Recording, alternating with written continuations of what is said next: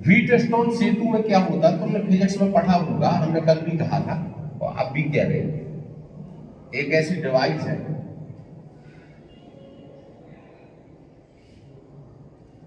हम बहुत लंबा डिटेल से तो नहीं बताएंगे इसको, केवल जनरली आपको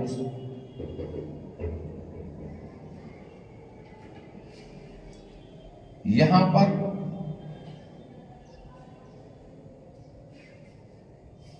बैटरी एच होगी, बैटरी है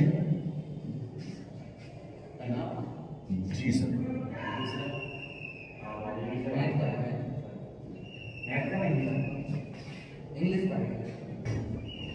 तो ये डिवाइस है जो ये चालकता को मापने के लिए, हम प्रतिरोध को मापने की व्यवस्था करेगा। ये कुंजी के है, ये गैल्वेनोमीटर जी है। क्या है ये? गैल्वेनोमीटर। ये बैटरी के साथ ही काम करता है, मतलब डीसी धारा के साथ काम करता है, एसी के साथ नहीं। क्योंकि यहाँ भी बैठ सकते हो तुम कहीं, बताने पर भी नहीं समझते। ये भुजा ए, भुजा बी, भुजा सी, भुजा डी है। प्रतिरोध R1, प्रतिरोध R2, प्रतिरोध R3, प्रतिरोध X। अब ये तीर लगा दिया, इसका मतलब ये परिवर्तनीय प्रतिरोध है। तो हम लिख सकते हैं R1 व R3 ज्ञात प्रतिरोध है, R2 परिवर्तनीय प्रतिरोध है, परिवर्तनीय प्रतिरोध है,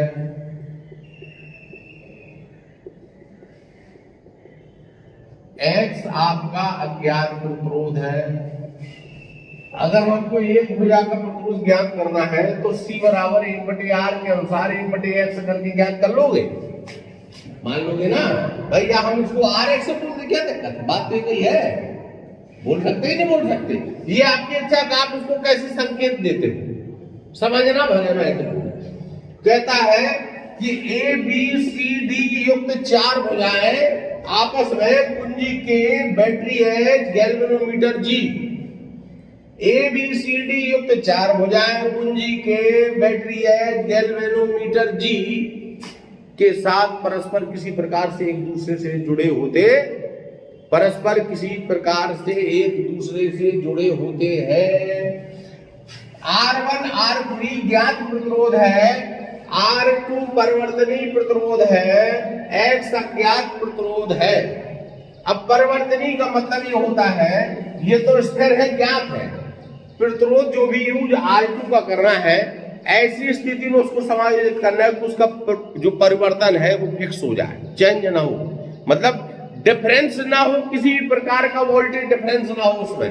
ऐसा नहीं कि वो 2.3 से 4 हो रहा, 4 से 2 हो रहा, 4 से 5 हो रहा, 1.5 हो रहा है, ऐसे हो रहा है, या 1 हो रहा है, मतलब फ्लक्चुएशन नहीं होना चाहिए उसमें। उसमें किसी प्रकार की फ्लक्चुएशन नहीं होना, मतलब परिवर्तन नहीं होना चाहिए। इसका मतलब कि प्रतिरोध R1 R2 R3, प्रतिरोध R1 R3 ज्ञात प्रतिरोध है, R2 परिवर्तनीय, X अज्ञात प्रतिरोध है। कुंजी के की सहायता से अब हम धारा प्रवाह शुरू करते हैं। स्विच है जी, स्विच बटन दबा कुंजी का धारा प्रवाहित होने पर यहाँ से धारा प्रवाहित इस प्रकार से हो जाएगी। तो ये कंसेप्ट अलग चलता है, थोड़ा सा लंबा चौड़ा, फिजिक्स में पढ़ोगे, डिटेल से पढ़ लोगे। केमिस्ट्री में बहुत जरा सा है तो जरा सा पढ़ाई देती है, ज्यादा लंबा उसका डिटेल से नहीं बताते हैं। तो कहता है कि परिवर्तनीय प्रतिरोध को इस प्रकार से समायोजित किया जाता है, परिवर्तनीय प्रतिरोध को इस प्रकार से समायोजित करते हैं कि शून्य विक्षेप स्थिति प्राप्त हो जाए, अर्थात उसके जो डिफरेंस आ रहे थे वो फिक्स हो जाए। जब वैल्यू फिक्स हो जाएगी तो व्हीटस्टोन सेतु सिद्धांत के अनुसार R1/R2 बराबर X/R3, तो X बराबर आमने सामने की भुजाओं का अनुपात होता है। आमने सामने लिखा है, आमने सामने की भुजाओं का अनुपात होता है। दिया है सेतु से, दिया नहीं दिया, पर थोड़ा यहाँ परिवर्तन के का दिया है। अगर बैटरी यहाँ होती तो यहाँ से धारा ऐसी चलती, समझ लो ध्यान से। अगर बैटरी यहाँ होती तो चलती, बैटरी जिस साइड है धारा वहीं से निकलेगी कि नहीं निकलेगी, इतना तो जानते हो। हाँ, ये नहीं कि बैटरी यहाँ लगा दी, धारा यहाँ से भगा दी। जिस तरफ बैटरी होगी, बीच कहाँ है इसमें, या तो यहाँ बैटरी लगा दी, इस तरफ से तो जाएगी, यहाँ से ऑन किया यहाँ से जाएगी। अब यहाँ होगी बैटरी तो यहाँ जाएगी, ठीक। तो R1 आमने सामने भुजाओं का अनुपात कर दिया, R1 बटे R2 x बटे R3, तो x बराबर R1 गुणा R3 बटे R2 और C बराबर 1 बटे x से चालकता ज्ञात कर सकते हैं, चालकता ज्ञात कर सकते हैं। तो लिखना क्या है, उसमें लिखा हुआ पढ़ लेते हैं, बात जैसा लिखा वैसे पढ़ लेते हैं। कहता है सेतु की सहायता से किसी तार या बिंदु तक घटने के पिलियन के प्रतिरोध को आसानी से मापा जा सकता है। इस सेतु की सहायता से, इस ब्रिज की सहायता से किसी बिंदु तक घटने के बिलियन के प्रतिरोध को आसानी से मापा जा सकता है। ऐसे प्रतिरोध R1 व R3 ज्ञात प्रतिरोध है तथा R2 परिवर्तनीय प्रतिरोध है, एक अज्ञात है। R1 R2 R3 व x के चार भुजा परस्पर गैल्वेनोमीटर G बैटरी है कुंजी के एक दूसरे से जुड़े रहते हैं। कुंजिके की सहायता से ऊपर पथ को पूर्ण करने के पश्चात परिवर्तनीय प्रतिरोध R2 को इस प्रकार से समायोजित करते हैं कि शून्य विक्षेप स्थिति प्राप्त हो जाए। इस अवस्था में भी व्हीटस्टोन सेतु सिद्धांत के अनुसार अब कर लोगे, कठिन है नहीं है। अब ये है विद्युत अपघटित चालकता का मापन एसी धारा के साथ, इसके साथ एसी एसी धारा के साथ। अभी तक हम चालकता सेल और व्हीटस्टोन सेतु में बैटरी का प्रयोग कर रहे थे। बैटरी के साथ गैल्वेनोमीटर काम करता है, एसी धारा के साथ गैल्वेनोमीटर काम नहीं करता है।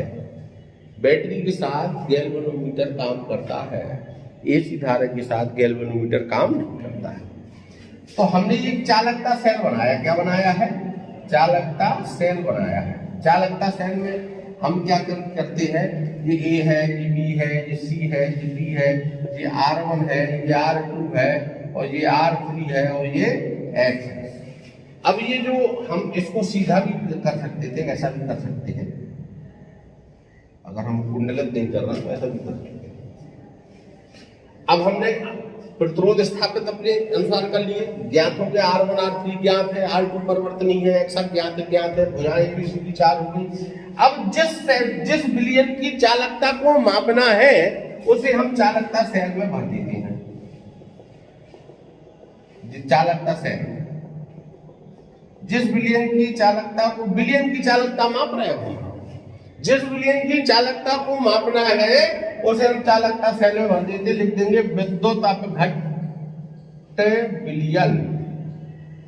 अब ये क्या है, आपके प्लेटिनम इलेक्ट्रोड, पीटी इलेक्ट्रोड कैसे है, PT black coated, PT black coated platinum black का इसमें लेप लगाया गया है। क्यों लगाया गया, अब इसकी आवश्यकता क्या है, उसमें इसमें क्या अंतर है। इसमें प्लेटिनम ब्लैक का लेप लगाया गया ऐसे मान लो, ठीक है। हमें यहाँ पे प्रदर्शन तो नहीं कर पाएंगे बहुत अच्छे से क्योंकि ये 3 अंक का मार्कर है, तो तुम समझ पाओ तो उसके लिए जरूरी है। पीटी ये भी वही है, जी क्या है पहले पता चल गया, जी एसी धारा के साथ काम कर रहा है। गैल्वेनोमीटर की जगह शून्य विक्षेप सूचक यंत्र जैसे हेडफोन होता है वो प्रयोग करते हैं। ABCD 4 भुजाएं हैं, R1 R3 ज्ञात प्रतिरोध, R2 परिवर्तनीय X ज्ञात है। जिस बिलियन का हमें प्रतिरोध मापना है उसको हम विद्युत अपघट्य बिलियन को चालकता सेल में भर देंगे। उसमें 2 प्लेटिनम के इलेक्ट्रोड होंगे, दोनों इलेक्ट्रोडों को प्लेटिनम ब्लैक से कोटेड करके ही लगाएंगे ताकि ध्रुवण ना हो। अब ध्रुवण क्या, ठीक। अभी तक हम व्हीटस्टोन सेतु और चालकता सेल की सहायता से प्रतिरोध को माप रहे थे, प्रतिरोध को माप करके चालकता माप रहे थे, लेकिन उसमें एक कठिनाई है। कठिनाई क्या है, जब हम बैटरी के साथ चालकता प्रतिरोध मापते हैं और चालकता को ज्ञात करते हैं तो जो बिलियन है उसकी सांद्रण में परिवर्तन हो जाता है।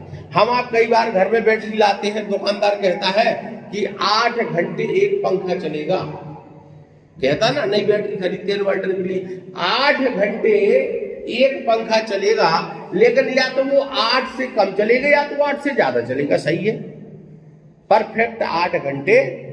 क्यों, क्योंकि उसमें जो सॉल्यूशन जब उन्होंने डाला चार्ज करके, जो भी उन्होंने तेजाब का प्रयोग किया चार्ज करके, उसको निश्चित कर दिया, हमारे घर पे आया वो चार्ज होना शुरू किया, ठीक है। रासायनिक अपक्रिया से विद्युत अपक्रिया बनाना उसने चालू कर दिया, तो भैया उसके सांद्रण में परिवर्तन हुआ, उसकी बैटरी में, फिर हमने पानी डाल दिया। पहले वो कैसा था, पेवर था, अब कैसा हो गया, मिलावट वाला हो गया। तो परिवर्तन आ गया, नहीं आया? आ गया परिवर्तन। जब परिवर्तन आ गया तो उसका मतलब अगर हमने 2 लीटर का मापा, 2 लीटर विलियम का हमने प्रतिरोध मापा और वो बच के 1.9 लीटर हो गया, तो घट गई मात्रा। तो हमें 2 लीटर का मापना था, लेकिन हमने घटी हुई मात्रा का ज्ञात किया, शुद्धता दिया। तो अर्थात बैटरी के साथ चालकता मापन में विलयन के सांद्रण में परिवर्तन हो जाता है। इस प्रभाव को ध्रुवीकरण का प्रभाव कहते हैं। इस समस्या का हल करने के लिए बैटरी के स्थान पर, डीसी धारा के स्थान पर हम एसी धारा का प्रयोग करके विलयन की चालकता को मापेंगे। तो एसी धारा के साथ शून्य विक्षेप सूचक यंत्र काम करता है। जैसे हेडफोन होता है, इसका उदाहरण क्या होता है? हाँ, हेडफोन स्थिर हो जाता, करंट होता है पर करंट शो नहीं होता है, वेव्स होती है उसमें, ठीक है ना। जो हर टच में वगैरह तुम्हारी वेव्स होती, फिजिक्स में आप पढ़ोगे वेव्स चैप्टर में, वहां आपको मिल जाएगा। तो इससे फिक्स कर देता है। तो कहता है प्रतिरोध R1 R3 ज्ञात प्रतिरोध है, R2 परिवर्तनीय है, X अज्ञात प्रतिरोध है। इस सेल में एसी धारा का प्रयोग करते हैं। एसी धारा के साथ गैल्वेनोमीटर काम नहीं करता आता, एसी धारा के साथ शून्य विक्षेप सूचक यंत्र का प्रयोग करते हैं। और जिस विलयन की चालकता को मापना, उसे चालकता सेल में भर देते हैं। चालकता सेल में भरने के पश्चात इनमें 2 प्लेटम के इलेक्ट्रोड प्रयुक्त किए जाते हैं। दोनों प्लेटम के इलेक्ट्रोडों पर प्लेटम ब्लैक का लेप होता है। अब हम विद्युत धारा प्रवाहित करके प्राप्त करते हैं कि प्रतिरोध R2 को इस प्रकार से समायोजित किया जाता है कि शून्य विक्षेप स्थिति प्राप्त हो जाए। परिवर्तनीय प्रतिरोध को इस प्रकार से समायोजित किया जाता है कि शून्य विक्षेप स्थिति प्राप्त हो जाए। इस स्थिति में व्हीट स्टोन सेतु सिद्धांत के अनुसार क्या हो जाएगा, R1 बटे R2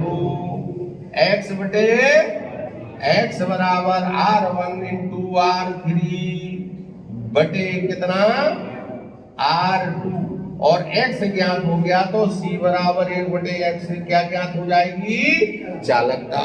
उसमें लिखा है, ऐसे नहीं लिखा है, ठीक है, कर लोगे। अब इतना तो हो गया।